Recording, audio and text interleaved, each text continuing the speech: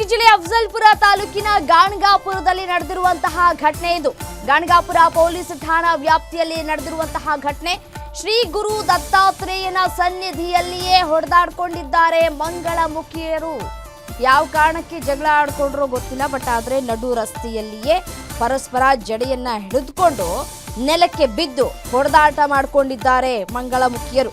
ಶ್ರೀ ಗುರು ದತ್ತಾತ್ರೇಯನ ಸನ್ನಿಧಿಯಲ್ಲಿ ನಡೆದಿರುವಂತಹ ಘಟನೆ ಇದು.